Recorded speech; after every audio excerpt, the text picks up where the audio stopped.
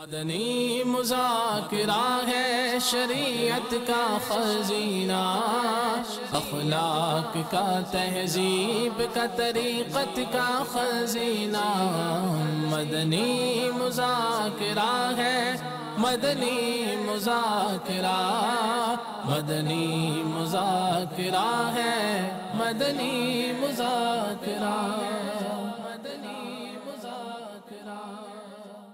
الحمدللہ رب العالمین والصلاة والسلام علی سید المرسلین، اما بعد فاعوذ باللہ من الشیطان الرجیم، بسم اللہ الرحمن الرحیم۔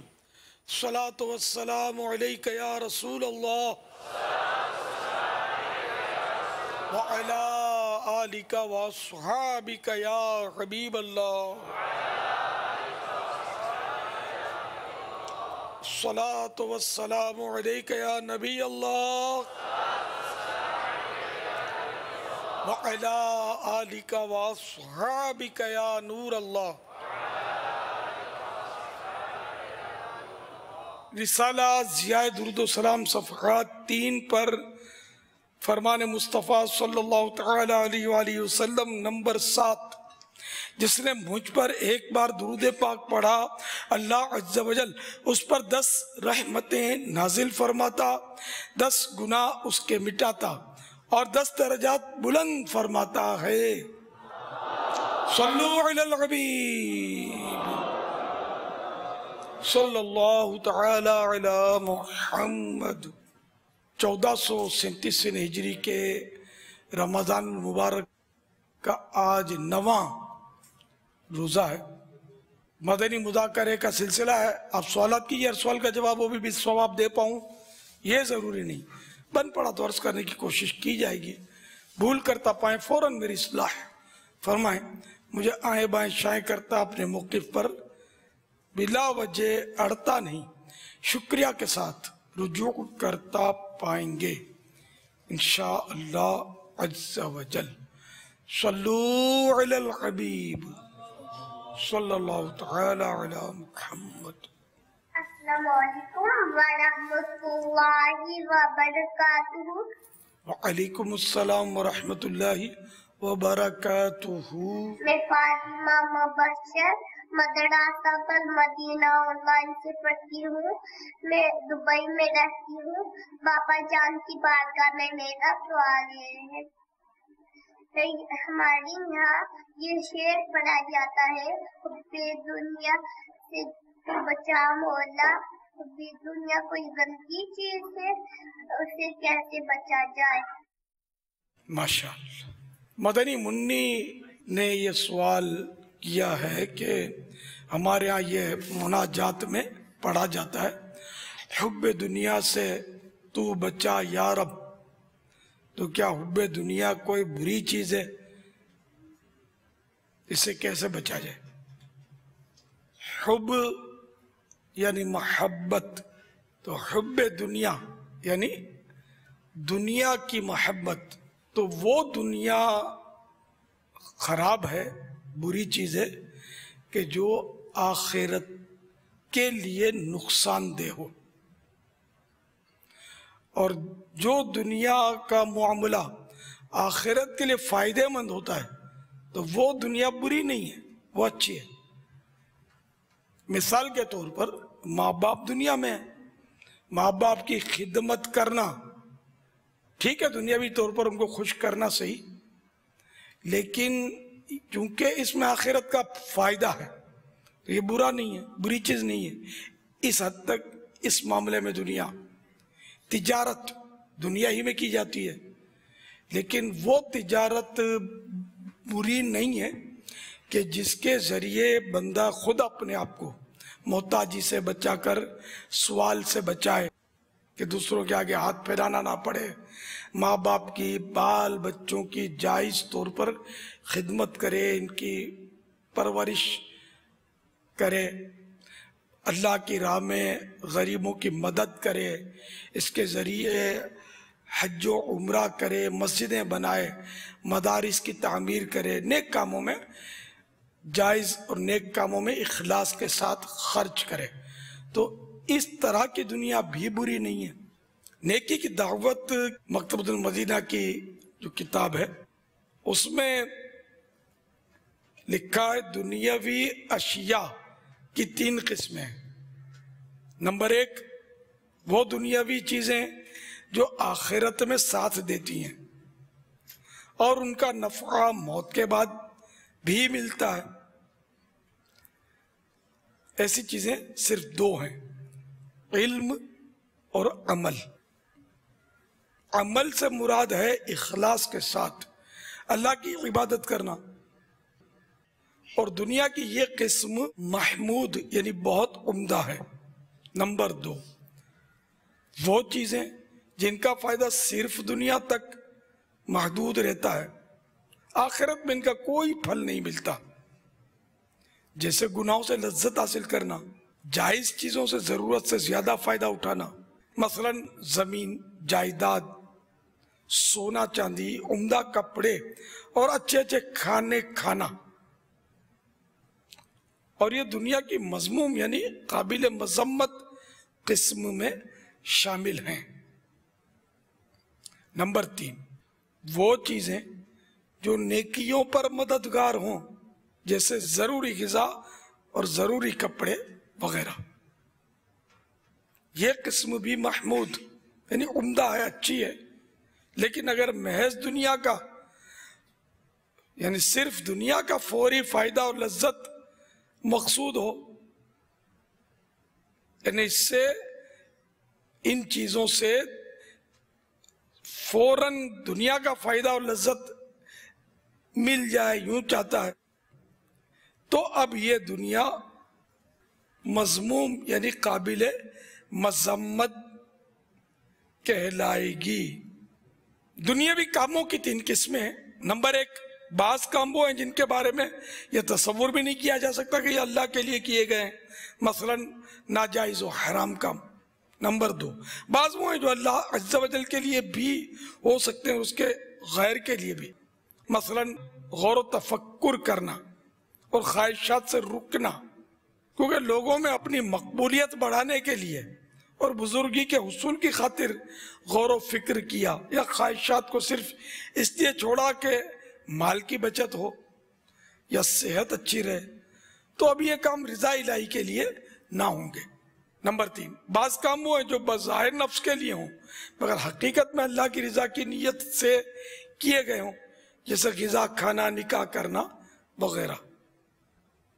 واللہ تعالی اعلم ورسولہ اعلم عز و جل وصلی اللہ تعالی علیہ وآلہ وسلم۔ صلو علی الحبیب صلی اللہ تعالی علی محمد۔ السلام علیکم۔ وعلیکم السلام ورحمۃ اللہ وبرکاتہ۔ میں مدرسۃ المدنی آن لائن میں پڑھتی ہوں۔ میرے ملک کا نیم لندن ہے۔ بڑے بہن بھائی چھوٹوں پر روب ڈالتے ہیں تو ایسے چھوٹوں کو کیا کرنا چاہیے؟ جزاک اللہ خیرا۔ بڑے بہن بھائی چھوٹوں پر روب اجاڑتے ہیں تو چھوٹوں کو چاہیے کہ ان کے روب میں آ جایا کریں، سامنے زبان نہیں کھولا کریں۔ بڑے ہیں نا تو بڑوں کی رسپیکٹ ہونی چاہیے، بھلے روب ڈالتے ہیں کس کے بہن بھائی؟ آپ ہی کی تو ہے نا۔ تو بڑے بہن بھائیوں کی رسپیکٹ کریں، ان کا احترام کریں گے، ادب کریں گے تو گھر کا مدنی ماحول بھی اچھا بنے گا، اور اگر اللہ کی رضا کی نیت کریں گے کہ اس سے اللہ راضی ہوگا تو اس میں بھی آپ کو ثواب ملے گا۔ البتہ بڑے بہن بھائیوں کو بھی یہ عرض کروں گا کہ چھوٹوں پر شفقت کرنی چاہیے۔ وہ حدیث پاک میں ہے کہ جو بڑوں کا ادب نہیں کرتا اور چھوٹوں پر شفقت نہیں کرتا وہ ہم میں سے نہیں، یعنی ہمارے طریقے پر نہیں۔ تو بچوں کو اتنا روب میں نہ لیں کہ بیچارے مطلب حق سے گزر جائیں، اور خواہ خواہ کا ان کے اندر خوف اور دہشت بیٹھ جائے۔ یہ پھر ان کو ایذا دینا چھوٹوں کو بلا اجازت شرعی ایذا دینا یہ گناہ ہے، اور یہ تو ایسا گناہ ہے کہ اگر احساس ہو بھی گیا آپ کو تو ان سے معاف نہیں کروا سکتے جب تک یہ بالغ نہ ہو جائیں۔ تو چھوٹوں کو چاہیے کہ وہ بڑوں کا احترام کریں، رسپیکٹ کریں، اور بڑوں کو چاہیے کہ وہ چھوٹوں پر شفقت کریں، ان کو پیار دیں، ان کے ساتھ محبت کریں، نرمی کا سلوک کریں۔ واللہ تعالی اعلم ورسولہ اعلم عز وجل، وصلی اللہ تعالی علیہ وآلہ وسلم۔ صلو علی الحبیب صلی اللہ تعالی علی محمد۔ السلام علیکم ورحمۃ اللہ وبرکاتہ۔ وعلیکم السلام ورحمۃ اللہ وبرکاتہ۔ میرا نام محمد فوبان عطاری ہے، مدرسۃ المدینہ فیضان مدینہ فتح پور پٹیالہ کشمیر۔ یہ سوال ہے کہ ہم مزاروں پر کیوں جاتے ہیں؟ برائے کرم وضاحت فرما دیں۔ مزارات پر ہم کیوں جاتے ہیں؟ مزارات پر کیوں جاتے ہیں؟ مزارات پر کیوں جانا چاہیے؟ پیارے آقا صلی اللہ تعالی علیہ وآلہ وسلم ہر سال شہدائے احد کے مزارات پر تشریف لے جاتے تھے۔ جنت البقیع میں بھی میرے آقا صلی اللہ تعالی علیہ وآلہ وسلم کا تشریف لے جانا ثابت ہے، اور خود آپ کے ارشادات بھی موجود ہیں کہ فرمان مصطفیٰ صلی اللہ تعالی علیہ وآلہ وسلم ہے، پہلے میں نے تمہیں قبروں کی زیارت سے منع کیا تھا، پس قبروں کی زیارت کیا کرو، کیونکہ یہ دنیا سے بے رغبتی پیدا کرتی اور آخرت کی یاد دلاتی ہے۔ اگرچہ مزارات اولیاء پر یہ کیفیت کم بنتی ہے، یہ میں اپنی طرف سرچ کر رہا ہوں۔ قبرستان کا انداز اور ہوتا ہے، مزار کا انداز ہمارے یہاں اور ہوتا ہے۔ جیسے پیارے آقا صلی اللہ تعالی علیہ وآلہ وسلم کا مزار، مزار پر انوار، مزار فائز الانوار، وہاں بھی حاضری دیتے، اور حاجی کے لیے جس نے حج کیا اس پر تو قریب واجب ہے، نہیں جائے گا تو نقصان میں رہے گا۔ خود فرماتے ہیں من زار قبری وجبت لہو شفاعتی، جو میری قبر، میرے مزار کی زیارت کرے گا اس کے لیے میری شفاعت واجب ہو جائے گی۔ تو پیارے آقا صلی اللہ تعالی علیہ وآلہ وسلم نے خود اپنے مزار شریف پر ہم غلاموں کو طلب کیا ہے، بلایا ہے، تو یوں کہیے کہ ہم اس لیے جاتے ہیں مزار مصطفیٰ پر صلی اللہ تعالی علیہ وآلہ وسلم۔ رہے مزارات اولیاء، تو میں نے ابھی آپ کو عرض کیا کہ وہ شہدائے احد کے مزارات پر پیارے آقا صلی اللہ تعالی علیہ وآلہ وسلم ہر سال تشریف لے جاتے ہیں۔ مکتبۃ المدینہ کا ایک رسالہ ہے مزارات اولیاء کی حکایات، صفحہ نمبر 5 سے یہ شروع ہوتا ہے۔ مزارات اولیاء کی حاضری باعث برکت ہے، اس لیے جاتے ہیں، یوں سمجھ لو۔ اولیاء کرام رحمہم اللہ السلام کے مزارات طیبات پر حاضری دینے اور ان سے فیض لینے کا بزرگوں کا معمول ہے، اس لیے جاتے ہیں۔ چنانچہ اپنے زمانے میں حنابلہ یعنی فقہ حنبلی کے ماننے والوں کے شیخ، ان کے بزرگ امام خلال رحمت اللہ تعالی علیہ فرماتے ہیں مجھے جب بھی کوئی معاملہ درپیش ہوتا ہے میں امام موسیٰ کاظم بن جعفر صادق رضی اللہ تعالی عنہما کے مزار پر حاضر ہو کر آپ رحمت اللہ تعالی علیہ کا وسیلہ پیش کرتا ہوں، اللہ تعالی میری مشکل آسان کر کے مجھے میری مراد عطا فرما دیتا ہے۔ یہ روایت ہے تاریخ بغداد جلد اول صفحہ 133 جبکہ کروڑوں شافعیوں کے پیشوا سیدنا امام شافعی رحمت اللہ تعالی علیہ کے حوالے سے الخیرات الحسان صفحہ 230 پر لکھا ہے کہ امام شافعی رحمت اللہ تعالی علیہ فرماتے ہیں مجھے جب کوئی حاجت یعنی ضرورت پیش آتی ہے 2 رکعت نماز ادا کر کے امام اعظم ابو حنیفہ رحمت اللہ تعالی علیہ کے مزار پرانوار پر جا کر دعا مانگتا ہوں، اللہ عز و جل میری حاجت میری ضرورت پوری کر دیتا ہے۔ واللہ تعالی اعلم ورسولہ اعلم عز و جل وصلی اللہ تعالی علیہ وآلہ وسلم۔ صلو علی الحبیب صلی اللہ تعالی علی محمد۔ نور خان راول پنڈی، میرا سوال یہ ہے کہ عورت اعتکاف کے دوران غسل کر سکتی ہے کہ نہیں؟ ٹھنڈک کے لیے تو نہیں کر سکتی، اور حیض و نفاس کی صورت میں تو اولا اس کے اوپر اعتکاف ہی ٹوٹ جائے گا اس کا۔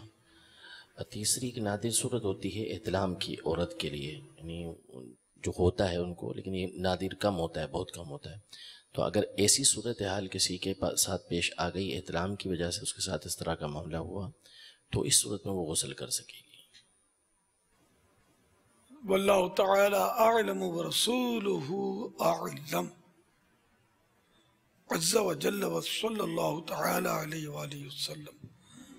صلو علی الحبیب صلی اللہ تعالی علی محمد۔ السلام علیکم ورحمۃ اللہ وبرکاتہ۔ وعلیکم السلام ورحمۃ اللہ وبرکاتہ۔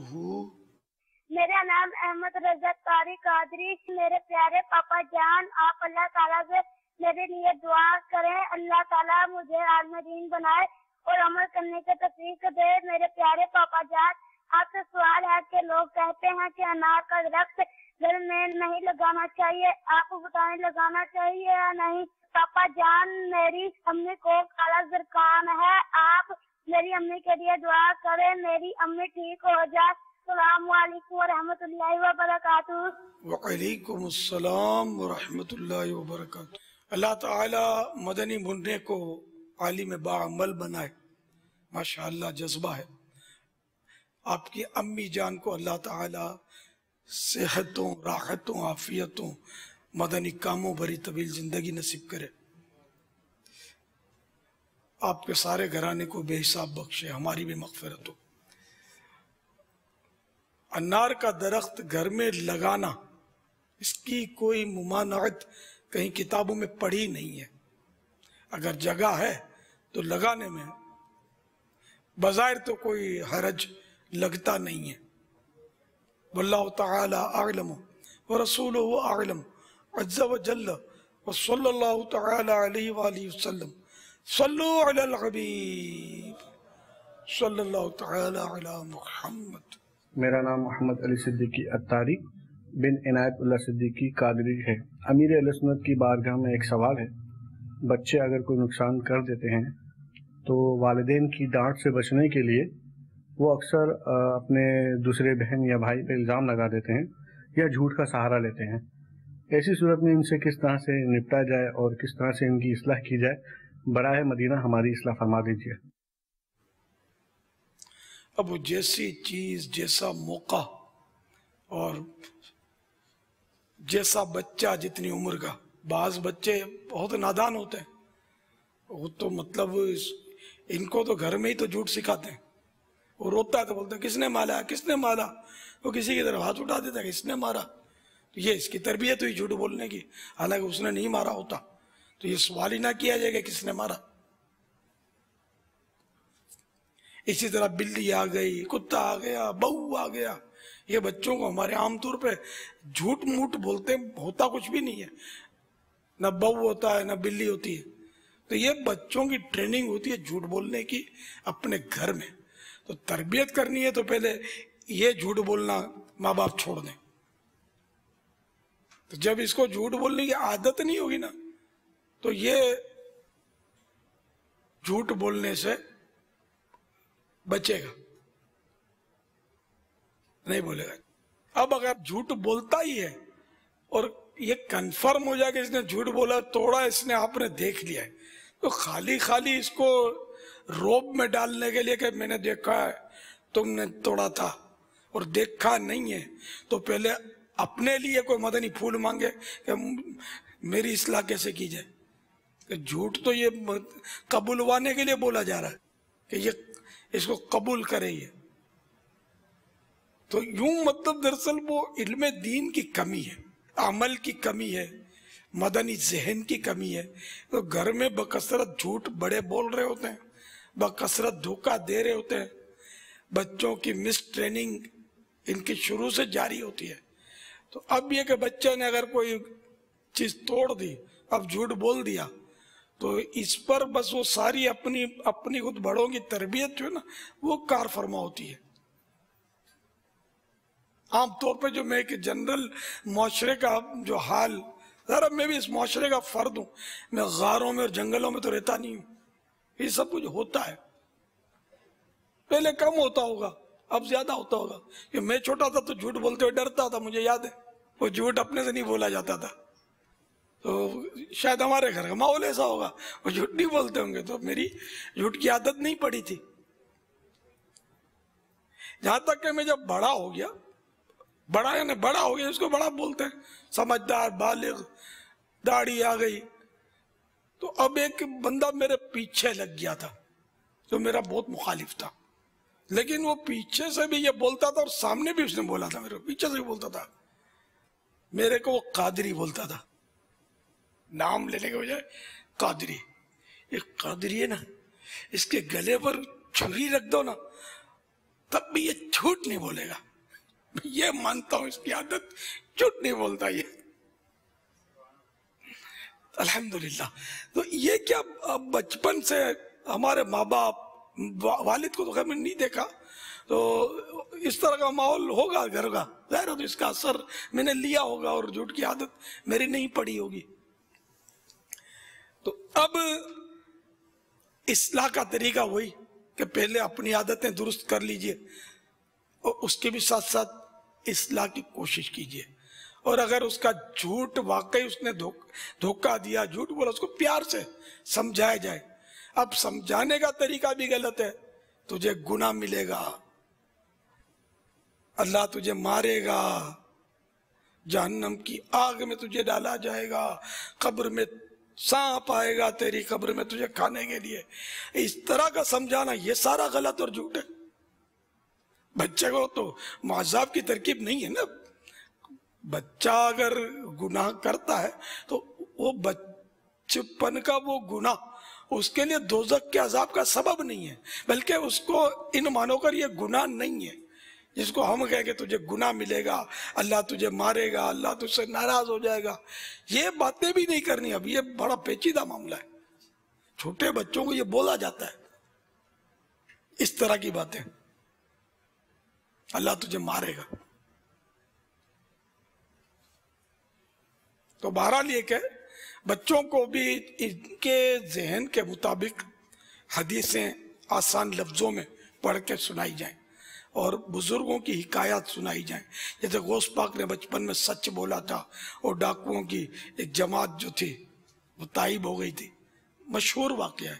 اس طرح کی حکایت سنا کر بچوں کو جھوٹ سے نفرت اور سچ سے محبت اس کے دل میں بٹھا دی جائے، پھر انشاءاللہ یہ جھوٹ نہیں بولے گا. اور جب یہ سچ بول دے نا تو پھر اس کو سزا نہ دی جائے.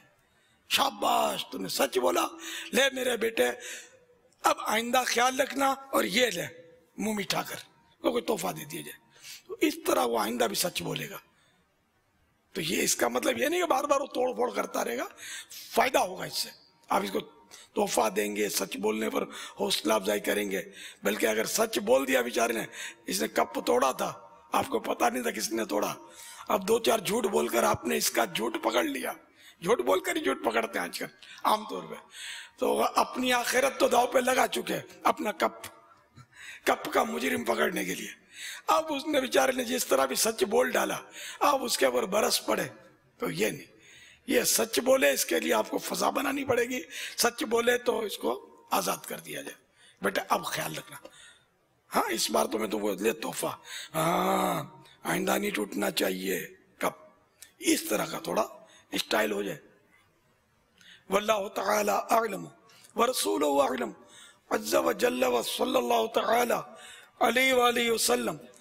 صلو علی الحبیب صلی اللہ تعالی علی محمد.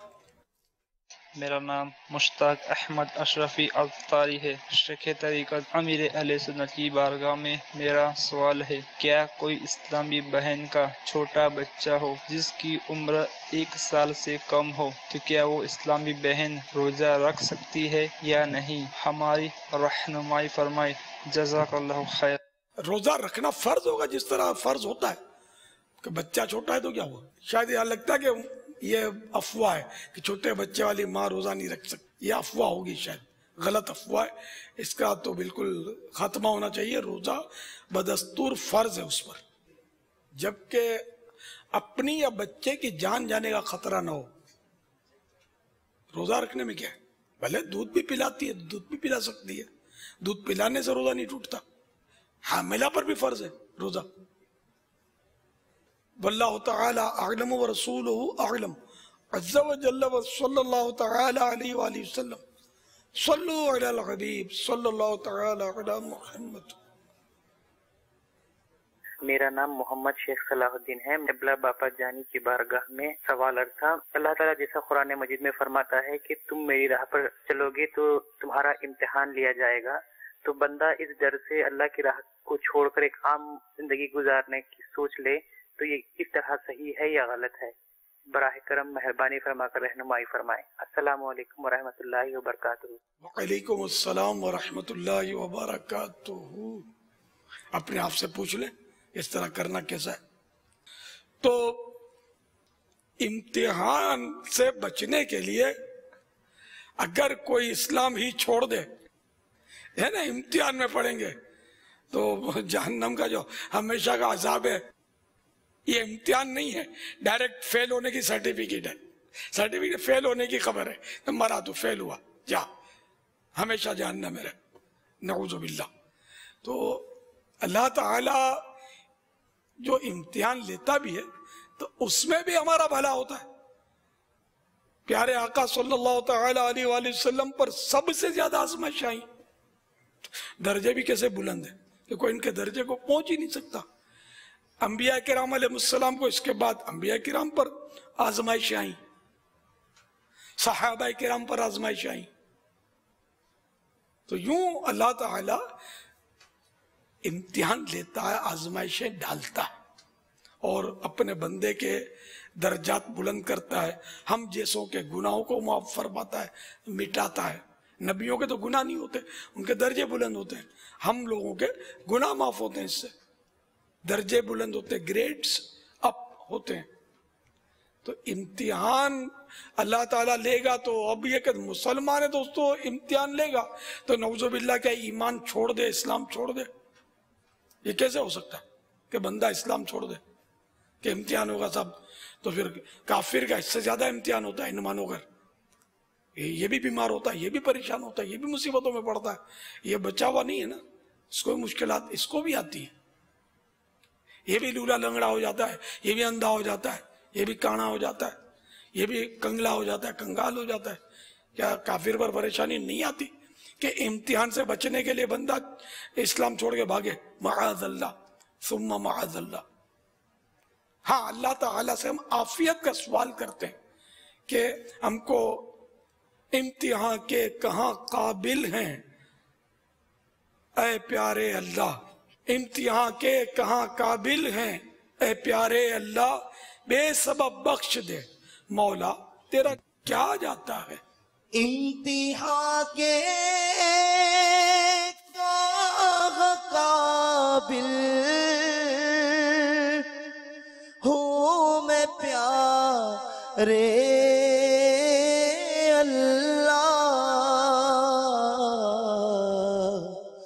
بے سبب بخش دے مولا، تیرا کیا جاتا ہے، بے سبب بخش دے مولا، تیرا کیا जाता है। दुनियावी जितनी भी स्कूल हैं, कॉलेज, दीनी मदरसे, इन सब में इम्तिहान होता है। तो फिर रहे भी बंदा जाहिल, इम्तिहान होगा भाई। इम्तिहान में टेंशन तो होता है ना, दुनियावी इम्तिहान में भी टेंशन होता है। रातें जाग जाग के तैयारियां करनी पड़ती हैं बाजों को, तादाद को नींद उड़ जाती होगी टेंशन के मारे, और ग्रेड भी ज्यादा चाहिए होता है, इसके लिए भी परेशान होते हैं कि मेरे को मिलेगा नहीं मिलेगा, अच्छी पोजीशन आएगी या नहीं। तो इम्तिहान के बगैर तो ना दुनिया में चाह रहा है ना आखिरत में। बस अल्लाह ताला हमको बेसबब बख्श दे, बगैर इम्तिहान के पास कर दे। अल्लाह के लिए कोई मुश्किल नहीं है, और ये हदीसों में है कि अल्लाह ताला बेहिसाब बख्शेगा बहुत सारों को। काश उनमें हमारा भी शुमूल हो जाए। सल्लु अलल हबीब सल्लल्लाहु तआला अला मुहम्मद। ये कुछ तहरीरी सवालात हैं। कहते हैं सर हमारे बच्चों की नहीं बनती, हर वक्त लड़ाई रहती है। और सुलह करवाते रहे। उनके घर में अगर बच्चों के माँ बाप भी लड़ेंगे तो ये भी प्रैक्टिकल करेंगे। इसका घर के माहौल पर डिपेंड करता है आमतौर पर इस तरह के मामला, या फिर बाहर इनकी सोबतें ऐसी होंगी बच्चों की, ये लड़ते रहते हैं। अच्छा, अब ये बच्चे लड़ते हैं, फिर माँ भी तो चीखती है ना, सही की रेफरी भी तो नहीं बनती ना दुरुस्त, तो इंसाफ करे वो, मतलब चीखेगी। अब वो बच्चे चीख रहे हैं तो माँ चीख रही है, तो बाप आया और उसने बोला कि हट जाओ अब मैं आया हूँ। तो यूं घर का माहौल नहीं बन पाता। माँ बगैर चीखे बच्चों को प्यार से समझाए। उस वक्त तो बच्चे गुस्से में होते हैं, बातों का नहीं समझते, तो मौके की मुनासिबत से इनको समझाए, इनको ठंडा करे, इनको ईसार का जज्बा सिखाए, माफ करने का दर्स दे इनको। तो इस तरह इंशाअल्लाह ये कि मदनी मुन्नियाँ लड़ाई नहीं करेंगे इंशाअल्लाह। अलबत्ता ये कि नाबालिग तो खैर माफ नहीं कर सकते, अगर इन पर जुल्म हुआ है तो ये बहरहाल नाबालिग भी लड़ते हैं और बालिग भी लड़ते हैं, भाई बहन बड़े भी लड़ते हैं, मियाँ बीवी भी लड़ते हैं, माँ बेटे, माँ बेटियां, बाप बेटे, ये भी लड़ते हैं। चारों तरफ मैदान जंग है इस वक्त घर घर में। जब तक हकीकी मानों में अल्लाह और रसूल अज्जा व जल्ल और सल्लल्लाहु तआला अलैहि वसल्लम के हम फरमाबरदार नहीं बन जाते, उस वक्त तक ये जंगे अजीम जो घर घर छिड़ी हुई है शायद ये खत्म ना हो। मदनी चैनल देखते रहेंगे, इस तरह के मदनी फूल चुनते रहेंगे, अपने दिल के मदनी गुलदस्ते में सजाते रहेंगे, तो इंशाअल्लाह ये लड़ाई झगड़े जो है घरों के ये दम तोड़ जाएंगे। घर इंशाअल्लाह अमन का गहवारा बन जाएगा। वल्लाहु तआला अअलम व रसूलुहु अअलम अज़्ज़ा व जल्ल व सल्लल्लाहु तआला अलैहि वसल्लम। अलबत्ता ये कि लाहौरी नमक पर या वदूदो 1001 बार पढ़कर अव्वल आखिर 11 बार दुरूद शरीफ दम कर दीजिए, और इसको खाने में सालन में इस्तेमाल कीजिए, तो इंशाअल्लाह इसका भी फायदा होगा। घरेलू झगड़ों में इंशाअल्लाह बेहतरी आएगी। बल्कि अगर सारे यही नमक खाते रहें, वैसे भी मैं आपको बता दूं कि लाहौरी नमक बुरी चीज नहीं है। ये जो नमक मिलता है ना, साल्ट, रिफाइंड, चमकीला, इसमें नुकसान के पहलू हैं, इसमें केमिकल के लफड़े हैं, इसमें मिलावटें भी होती हैं। इसमें मैं जनरल बात कर रहा हूं, हर एक मिलावट करता है ये नहीं कहता, वैसे इसके नुकसानात मैंने पढ़े हैं। और लाहौरी नमक जो है ना, जबकि डली लेकर, इसके डले भी आते हैं, समझे, ये खुद पीसे हमाम दस्ते में, ग्राइंडर में भी पीस जाता है, जरा सख्त होता है। हाँ, तो ये इस्तेमाल करें ना, लाहौरी नमक, मदीना बेहतरीन। ये आपको चाट मसाले का भी काम देगा। काय को खर्चा करते हो जिसमें काली मिर्च के बदले पपीते के बीज पीस के आपको दें, اور طرح طرح کے وہ بالکل تھرڈ کلاس مسالے گلے سڑے، یہ آپ کو پیس کے کھلائیں چاٹ مسالہ. آپ یہ لاہوری نمک چھڑکے تربوز پر چھڑکے چاٹ مسالے کا مزہ نہ دے تو پیسے واپس. مبالغہ کر رہا ہوں، صحت کے لیے مفید ہے. گھروں میں اگر آپ کی چلتی ہو تو لاہوری نمک استعمال کریں، باقی نمک بھول جائیں. انشاءاللہ آپ کی صحت کے لیے مفید ہوگا اور نمک کی ضروریات اس میں موجود ہیں. البتہ جو blood pressure high B P کے جو مریض ہیں وہ ڈاکٹر کے مشورے پر عمل کریں. ان کے لیے نمک پر پابندی ہوتی ہے. یہ ہمارے پاس یہ کچھ ہے ڈلے، یہی مراد ہے آپ کی؟ جی ماشاءاللہ، یہ ہے لاہوری نمک، بہترین چیز ہے.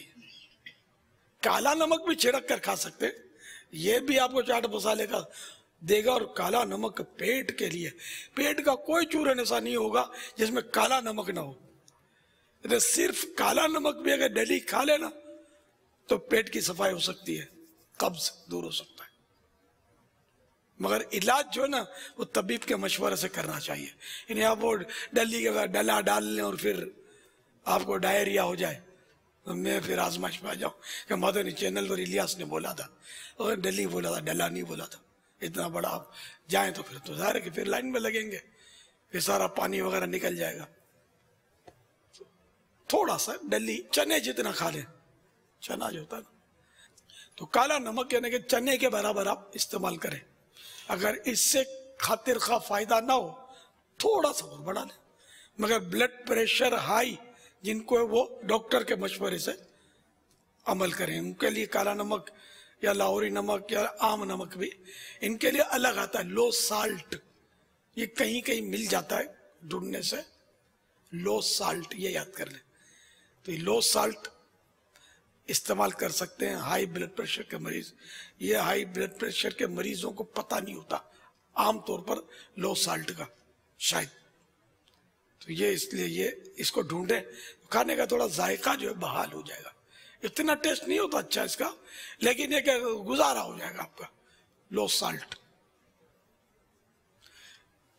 واللہ تعالی اعلم ورسولہ اعلم عز وجل وصلی اللہ تعالی علیہ وآلہ وسلم. صلو علی الحبیب صلی اللہ تعالی علیہ. دیکھیں یہ جو میں نے کہا نا کہ چاٹ مسالے کا مزہ دے گا، یہ 100% چاٹ مسالے کا مزہ نہیں دے گا. یعنی کام چل جائے گا آپ کا انشاءاللہ. جو چاٹ مسالہ آج کل ملتا ہے نا پیکنگ میں، اب آپ کو پتا ہے، مطلب اندازہ ہوگا کہ پوزیشن کیا ہے ملاوٹوں کی. پچھلے دنوں تو سنا مدنی چینل پر کہ خون جو بیچتے ہیں وہ خون میں بھی پانی ملا دیتے ہیں. اب رہا کیا یار، خون میں پانی ملا تو بندہ کہاں جیے گا یار.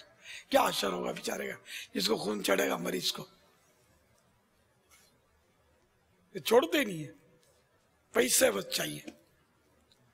صلو علی الحبیب صلی اللہ تعالی علی محمد. یہ اس طرح کا میسج آگے فارورڈ کرنا کیسا ہے؟ سوال آیا ہے کہ اللہ تعالیٰ فرماتا ہے جو شخص میرا پیغام 17 جگہ پہنچائے گا اسے 10 دن بعد خوشی ملے گی، اور جو نظر انداز کرے گا وہ پورا سال ناخوش رہے گا. اس طرح کے میسج پورے پڑھے بغیر ڈیلیٹ کر دینے چاہیے، کسی کو بھیجنا بھی نہیں چاہیے. کہ گناہوں کا جس نے یہ چلایا نا، شروع کیا، اس نے تو یہ گناہ شروع کیا. اب یہ جب تک چلتا رہے گا چلتا رہے گا چلتا رہے گا، اس سے مرنے کے بعد بھی چلے گا شاید. پھر یہ اس طرح کے میسج یہ رہ جاتے ہیں، پھر سال بعد 6 مہینے بعد پھر چلتے ہیں، پھر 2 سال کے بعد چلے گا. یہ تو مر گیا یار جس نے چلایا.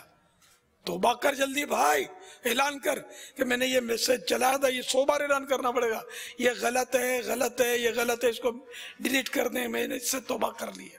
تو مارے جاؤ گے اس طرح کا. اور پھر اگر آپ نے بھی چلایا، اب یہ آپ کے بعد جتنے لوگ چلاتے رہیں گے آپ کی وجہ سے، یہ بھی آپ کے کھاتے میں گناہ جمع ہوتے رہیں گے. غلط نہیں چلایا کرو. اس طرح کے جو بھی فحاشی کے اور جو بھی چلاتے ہیں نا، یہ توبہ بھائی ان کی توبہ بہت مشکل ہوتی ہے اس طرح کی، کہ ان کو یہ اعلانات کرنے پڑیں گے کہ ان کو مٹا دو، یہ میں نے توبہ کر لی ہے، یہ غلط تھا، یہ گناہ برا تھا. مذہبی جو آتے ہیں نا، اس کے بارے میں ہم سمجھاتے رہتے ہیں کہ مذہبی جو ہے وہ بھی علماء سے منظوری لیے بغیر اس کو بھی آگے نہ بڑھائیں، کہ وہ لگتا مذہبی ہے ہوتا مذہبی نہیں ہے، میں غلطی ہوتی ہے.